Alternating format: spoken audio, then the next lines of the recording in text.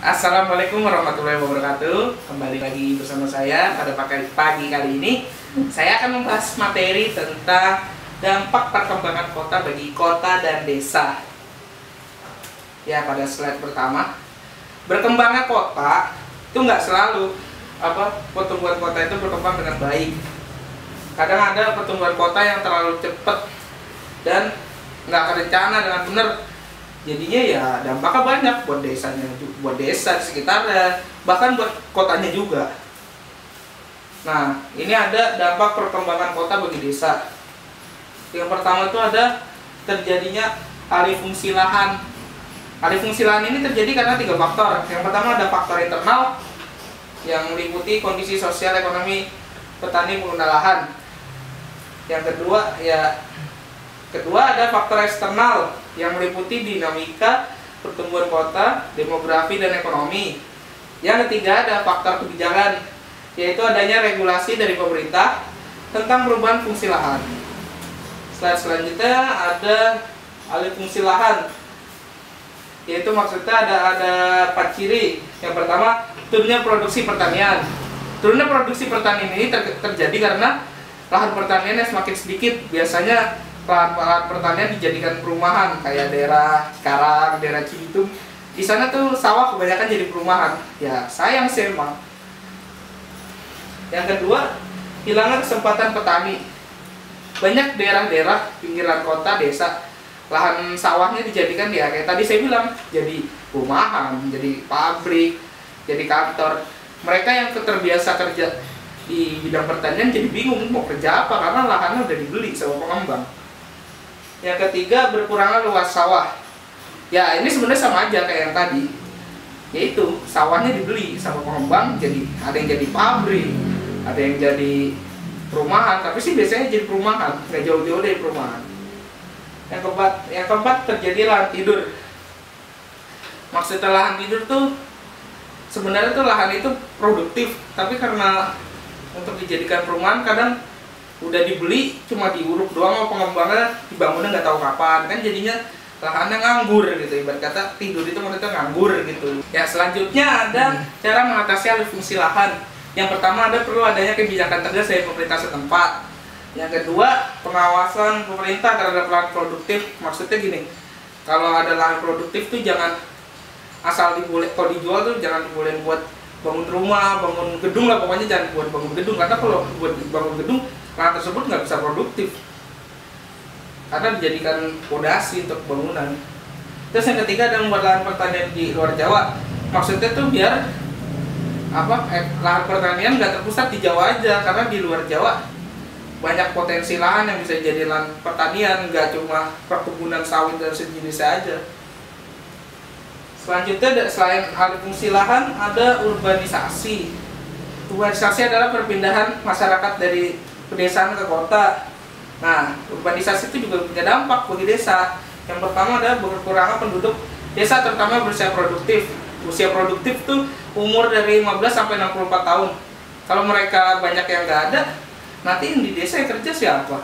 Kan nggak mungkin anak bayi atau yang sudah lansia kerja. Yang kedua, pembangunan terhambat karena minim SDM. Ini juga sama seperti nomor 1. Kalau usia produktif kepada keluar desa semua yang kerja kalau ada apa-apa pembangunan di desa, siapa yang ngerjain? Kan nggak mungkin anak kecil di bawah 15 tahun sama mbah-mbah yang di atas umur 64 tahun. Bukan waktunya mereka untuk bekerja keras. Kemudian 3, penurunan produktivitas pertanian.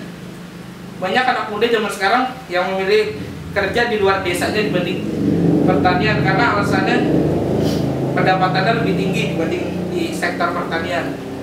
Ya kalau lama-lama begini, lama-lama lahan pertanian hilang karena nggak ada yang terusin. Yang keempat, tidak berkembangnya industri kecil desa. Ya ini lagi berhubungan dengan faktor-faktor sebelumnya, yaitu karena usia produktif yang umur 15 sampai 64 banyak yang keluar desanya karena mikirnya di luar desanya tuh pasti pendapatannya lebih gede daripada kerja di desanya. Nah, dari tadi kan dampak negatif terus ya. Nah, ini sekarang ada dampak positifnya. Dampak positif perkembangan kota bagi desa. Yang pertama tuh ada meningkatnya pengetahuan masyarakat desa. Yang kedua, ada perluasan jalur dari desa ke kota untuk kebutuhan transportasi. Misalnya kayak di pinggiran Jakarta kan sekarang banyak KRL udah masuk ke daerah Kabupaten Bogor, Kabupaten Tangerang. Nah, adanya KRL itu kan memudahkan masyarakat yang pinggir-pinggir buat ke Jakarta naik kendaraan tersebut. Kemudian ada kemungkinan peningkatan produksi desa karena teknologi baru. Sekarang teknologi macam traktor buat bajak sawah pun udah masuk ke pelosok-pelosok desa di Indo. Mereka sekarang udah banyak yang udah nggak manfaatin kerbau atau sapi untuk bajak sawah karena sudah ada teknologi yang lebih hemat biaya dan lebih cepat penggunaannya. Dan ada kemungkinan muncul profesi dan spesialisasi baru di desa karena bimbingan masyarakat kota. Yang keempat, ada meningkatnya kegiatan wira swasta yang menghasilkan produk berkualitas desa.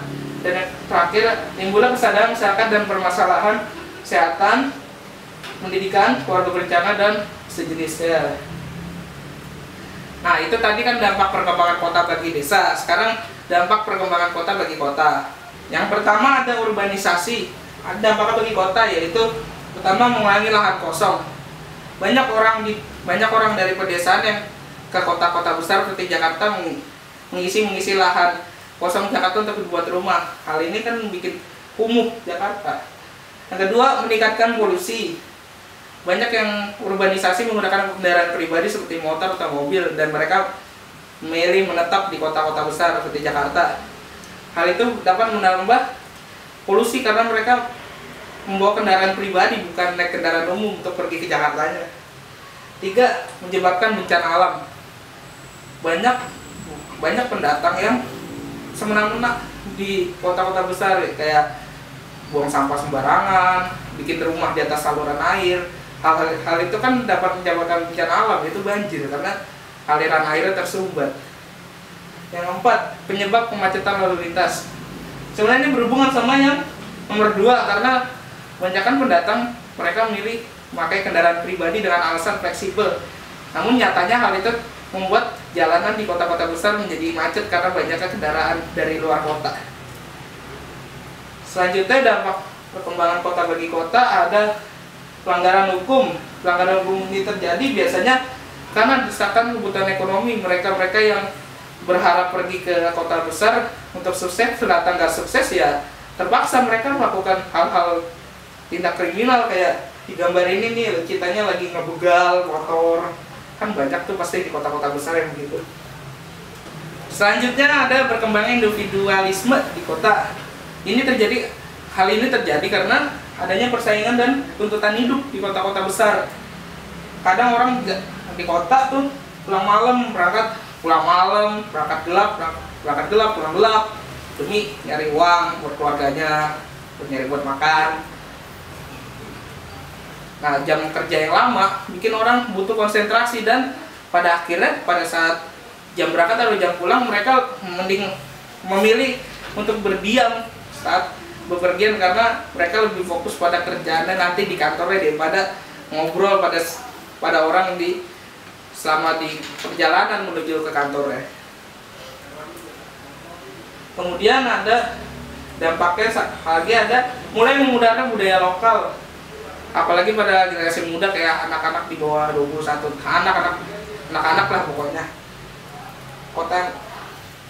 Mereka mikir kalau di kota tuh budayanya lebih maju karena dapat budaya luar. Tapi menurut saya tuh hal itu bikin budaya aslinya malah hilang. Sayangnya mereka lebih suka budaya luar kayak K-pop, J-pop, dan sejenisnya.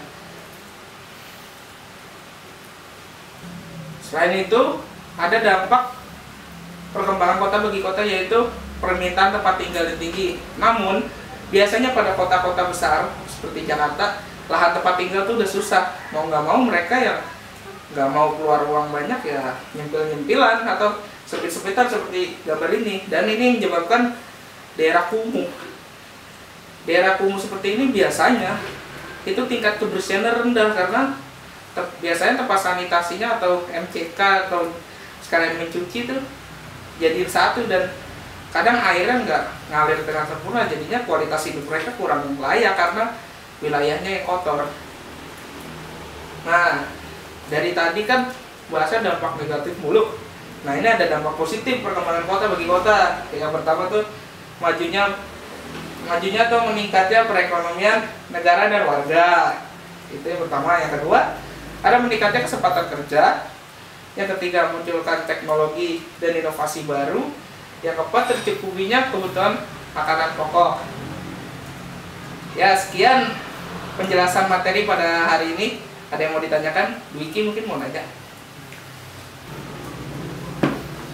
Oh, nggak ada pertanyaan, Pak. Terima kasih, kayaknya udah jelas semua sih. Oh, berarti cukup ya Iya, untuk pelajaran hari ini ya. iya. Oke, terima kasih semuanya. Sebelumnya saya mohon maaf kalau misalkan pada pelajaran hari ini ada yang kurang, karena manusia tak luput dari kekurangan. Sekian, wabillahi taufiq wal hidayah. Wassalamualaikum warahmatullahi wabarakatuh.